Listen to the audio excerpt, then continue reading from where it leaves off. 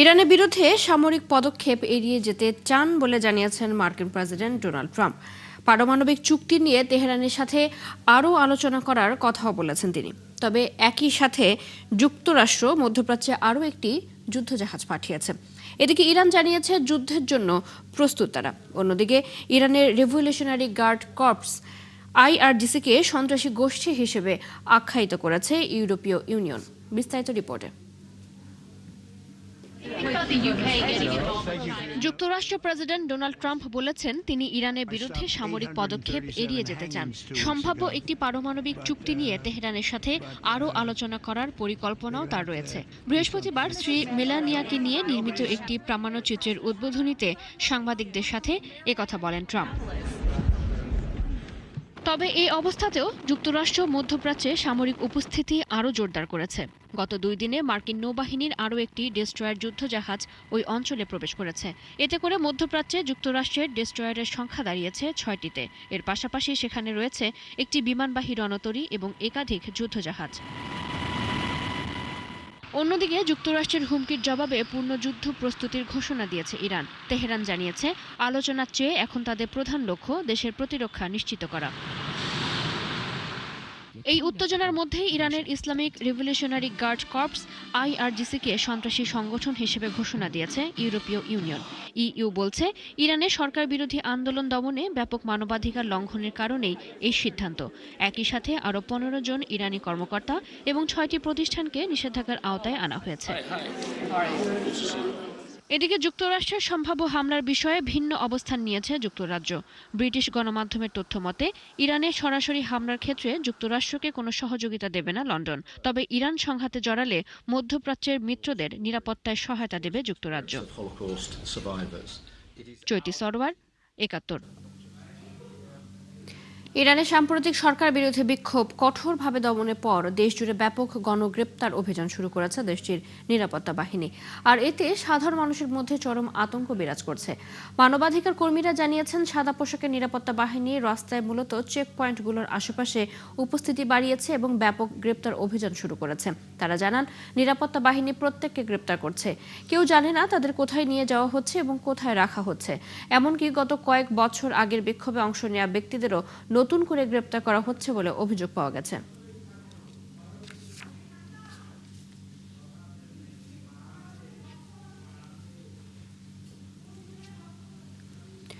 ইরানে চলমান internet blackout দেশটির নাগরিক এবং ব্যবসা প্রতিষ্ঠানগুলোর উপর মারাত্মক প্রভাব ফেলেছে। সরকার বিরোধী বিক্ষোভ দমনের সময় ইন্টারনেট সংযোগ বন্ধ করে দেওয়া হয়, যা এখনও স্বাভাবিক হয়নি। এতে পরিবারের সাথে ঠিকমতো যোগাযোগ করতে না পারায় উদ্বেগে দেশটির প্রবাসীরা। বিস্তারিত আরাফাত ইসলামের রিপোর্টে। ইরানের নাগরিক কাভিও কাভৌসি থাকেন গ্রিসে। পরিবার থেকে অনেক দূরে থাকায় যোগাযোগের একমাত্র মাধ্যম ইন্টারনেট, তাও বন্ধ দেশটিতে সরকার বিরোধী বিক্ষোভ শুরুর পর থেকেই। একে ইরানের নিরাপত্তা পরিস্থিতি বর্তমানে রয়েছে চরম হুমকির মুখে। তার উপর পরিবারের সঙ্গে যোগাযোগ করতে না পারায় কাভৌসির দিন কাটছে উদ্বেগে। সবসময় একটা আতঙ্ক কাজ করছে। প্রতিটি দিন আমি যোগাযোগের চেষ্টা করি, পরিবারের সবাই ঠিক আছে কিনা জানতে ইচ্ছা করে, কিন্তু দুঃখের বিষয় আমার দেয়া মেসেজ তাদের কাছে পৌঁছায় না। যখন আমি ল্যান্ডলাইনে চেষ্টা করি সেখানেও কারো সাড়া মেলে না। এটা আমার জন্য হতাশার, দুশ্চিন্তা মাথায় থেকেই যাচ্ছে। অনলাইন প্রশিক্ষক বুশরা খাদেমুলও আছেন বিড়ম্বনায়। ইন্টারনেট বন্ধ থাকায় তিনি অনলাইনে ক্লাস নিতে পারছেন না, ফলে উপার্জনের পথ থেমে গেছে তার। আয়ের একটি বড় অংশই আসে অনলাইনে প্রাইভেট পড়িয়ে, যা এখন আর আসছে না। শুধু তাই নয়, দেশের বাইরে থাকা পরিবার ও আত্মীয় স্বজনের সঙ্গেও যোগাযোগ করা কঠিন হয়ে পড়েছে তারও। ইন্টারনেট আমার কাছে পানির মতোই মৌলিক প্রয়োজন। পানি ছাড়া যেমন মানুষ বাঁচে না, ইন্টারনেট ছাড়া তেমনই আমি রোজগারহীন। একই সমস্যার কথা জানিয়েছেন অনলাইন ভাষা শিক্ষক নাজাফারিন মোসাভারি। বিদেশে থাকা শিক্ষার্থীদের সঙ্গে যোগাযোগ বিচ্ছিন্ন হয়ে যাওয়ায় তারও আয়ের পথ বন্ধ। বিপাকে পড়েছেন দেশটির অর্থনৈতিক সংকটের এই সময়ে। গত 8 জানুয়ারি থেকে ইরানের বিভিন্ন অঞ্চলে সরকার বিরোধী বিক্ষোভ ছড়িয়ে পড়ার পর দেশ জুড়ে ইন্টারনেট সংযোগ বিচ্ছিন্ন করে দেয় তেহরান। যদিও ইরানের অভ্যন্তরীণ নেটওয়ার্কের মাধ্যমে ধীরে ধীরে কিছু সীমিত অনলাইন সেবার প্রবেশাধিকার দেয়া হয়েছে, যেমন সরকারি ওয়েবসাইট বা স্কুলের ইন্টারনেট। তবে এখনও পুরোদমে ইন্টারনেট সংযোগ চালু করেনি ইরান সরকার। বিশ্লেষকদের মতে ইন্টারনেটের এই চলমান ব্ল্যাকআউট আরও দীর্ঘ হলে ইরানের অর্থনৈতিক সংকট আরও গভীর হতে পারে, যার সরাসরি প্রভাব পড়বে সাধারণ মানুষের জীবন জীবিকায়। আরাফাত ইসলাম, ৭১। মার্কিন প্রেসিডেন্ট ডোনাল্ড ট্রাম্প জানিয়েছেন তীব্র শীতের কারণে রাশিয়ার প্রেসিডেন্ট ভ্লাদিমির পুতিন এক সপ্তাহ কিয়েভ এবং দেশটির অন্যান্য শহরে হামলা না চালাতে সম্মত হয়েছেন। স্থানীয় সময় বৃহস্পতিবার হোয়াইট হাউসে ক্যাবিনেট মিটিংয়ে ট্রাম্প এই তথ্য নিশ্চিত করেন। যদিও ইউক্রেনে এক সপ্তাহ হামলা চালানো হবে না এ সংক্রান্ত কোনো চুক্তি করেনি রাশিয়া, তবে ইউক্রেনের প্রেসিডেন্ট ভলোদিমির জেলেনস্কি ট্রাম্পের এই ঘোষণাকে স্বাগত জানিয়েছেন। একই সাথে আশা প্রকাশ করেছেন রাশিয়া তাদের প্রতিশ্রুতি রক্ষা করবে। তবে কিভাবে বা কখন এই অনুরোধ জানানো হয়েছে এবং হামলা বন্ধের সময়সীমা কখন শুরু হবে তা পরিষ্কার করেননি ট্রাম্প।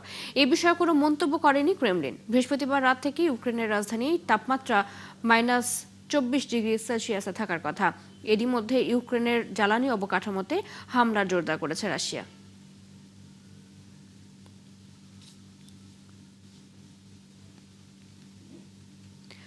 শান্তি আলোচনার জন্য মস্কো যেতে ইউক্রেনের প্রেসিডেন্ট ভলোদিমির জেলেনস্কিকে রাশিয়া আবারও আমন্ত্রণ জানিয়েছে বলে নিশ্চিত করেছে ক্রেমলিন। তবে মস্কো এখনো পর্যন্ত এই আমন্ত্রণের ব্যাপারে জেলেনস্কির কাছ থেকে কোনো উত্তর পায়নি। বৃহস্পতিবার ক্রেমলিনের মুখপাত্র দিমিত্রি পেসকভ এমনটা বলেছেন বলে রুশ সংবাদ মাধ্যম ইন্টারফ্যাক্সের বরাত দিয়ে জানিয়েছে বার্তা সংস্থা রয়টার্স। ইউক্রেনে প্রায় 4 বছর ধরে চলা যুদ্ধের অবসানে একটি চুক্তিতে পৌঁছাতে যুক্তরাষ্ট্র নেতৃত্বাধীন উদ্যোগের মধ্যে ক্রেমলিন ইউক্রেনের প্রেসিডেন্টকে আমন্ত্রণ জানানোর এই খবর দিল। গত বছর এমনই এক আমন্ত্রণ জেলেনস্কি প্রত্যাখ্যান করেছিলেন।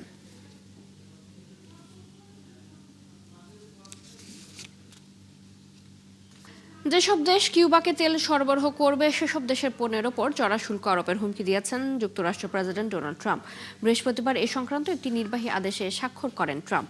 নির্বাহী আদেশে নির্দিষ্ট করে কোনো দেশের নাম বা শুল্কের হার উল্লেখ করা হয়নি, তবে ধারণা করা হচ্ছে মেক্সিকো সহ লাতিন আমেরিকার যেসব দেশ কিউবার জ্বালানি সংকট মেটাতে তেল পাঠিয়ে সহায়তা করছে তাদের সহায়তা করাই এর মূল লক্ষ্য।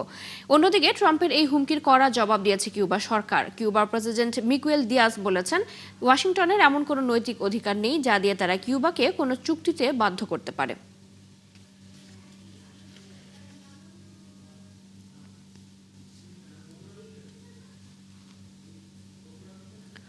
শুল্ক সহ নানা ইস্যুতে যুক্তরাষ্ট্রের সাথে সম্পর্কের টানাপোড়েনের মধ্যে চীনের সাথে দ্বিপাক্ষিক সম্পর্ক জোরদারে উদ্যোগ নিয়েছে যুক্তরাজ্য।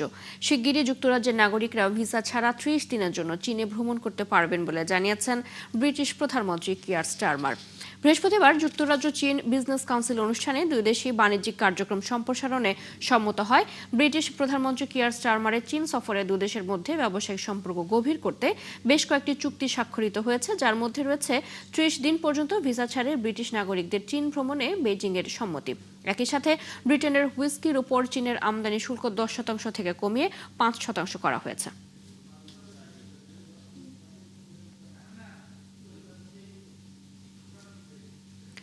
এদিকে চীনের সাথে চুক্তি যুক্তরাজ্যের জন্য খুবই বিপজ্জনক হবে বলে সতর্ক করেছেন মার্কিন প্রেসিডেন্ট ডোনাল্ড ট্রাম্প।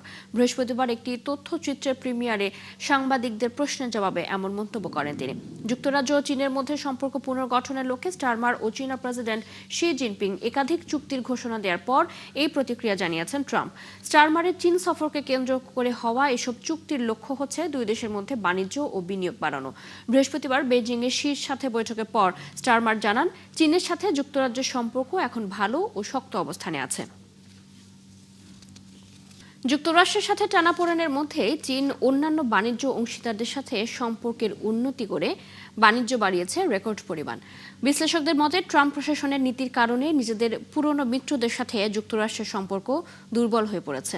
অন্যদিকে বিদেশি বিনিয়োগ আকর্ষণ করতে গত কয়েক মাসে চীন একাধিক পদক্ষেপ নিয়েছে। বিস্তারিত মনিরুজ্জামান বাবুর রিপোর্টে। এক বছর আগে আমেরিকা ফার্স্ট নীতি নিয়ে দ্বিতীয় মেয়াদে হোয়াইট হাউসে যাত্রা শুরু করেন ডোনাল্ড ট্রাম্প। তখন অনেকেই ধারণা করেছিলেন ট্রাম্পের এই নীতির কারণে সবচেয়ে বেশি বিপদে পড়বে চীনের ধীর গতির অর্থনীতি।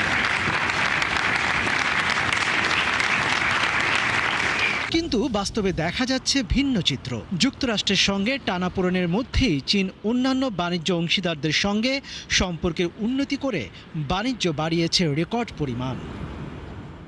বিশ্লেষকদের মতে ট্রাম্প প্রশাসনের নীতির কারণে নিজেদের পুরনো মিত্রদের সঙ্গে যুক্তরাষ্ট্রের সম্পর্ক দুর্বল হয়ে পড়েছে।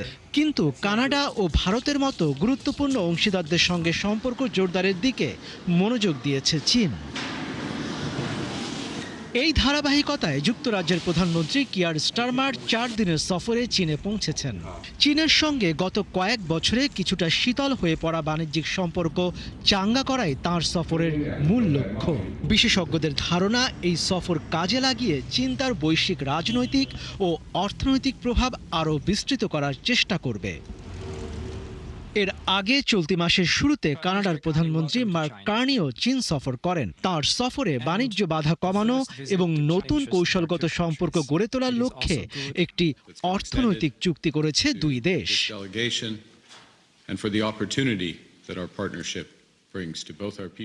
শুধু যুক্তরাজ্য বা কানাডা নয়, অন্যান্য দেশও যুক্তরাষ্ট্রের উপর নির্ভরশীলতা কমাতে নতুন অংশীদারদের সঙ্গে বাণিজ্য চুক্তির চেষ্টা করছে। ভারত ও ইউরোপীয় ইউনিয়ন দীর্ঘদিন ধরে ঝুলে থাকা একটি বাণিজ্য চুক্তি চূড়ান্ত করেছে। বিশ্বের দুই শীর্ষ অর্থনীতির দেশ যুক্তরাষ্ট্র ও চীনের মধ্যে কয়েক বছর ধরে ভূ রাজনৈতিক বিরোধ চলছে। গত বছরের এপ্রিলে ডোনাল্ড ট্রাম্প চীনের পণ্যের ওপর শুল্ক বাড়িয়ে 100% বেশি করেছিলেন। পরে সমঝোতার মাধ্যমে তা কিছুটা কমানো হয়। যুক্তরাষ্ট্রের সঙ্গে বাণিজ্য উত্তেজনার মধ্যেও চীনের অর্থনীতি 2025 সালে সরকার নির্ধারিত 5% প্রবৃদ্ধির লক্ষ্য পূরণ করেছে। একই সময়ে বিদেশি বিনিয়োগ আকর্ষণ করতে গত কয়েক মাসে চীন একাধিক পদক্ষেপ নিয়েছে। মনিরুজ্জামান বাবু, ৭১। এই ছিল আজকের আয়োজনে। বিশ্বের আরো নতুন কিছু খবর এবং বিশ্লেষণ নিয়ে আগামীকাল সকাল 9:30টায় আবারও হাজির হবে বিশ্বযোগ। চোখ রাখুন ৭১-এর ফেসবুক পেজে, সাবস্ক্রাইব করুন ৭১-এর ইউটিউব চ্যানেল। ৭১-এর সাথে থাকুন।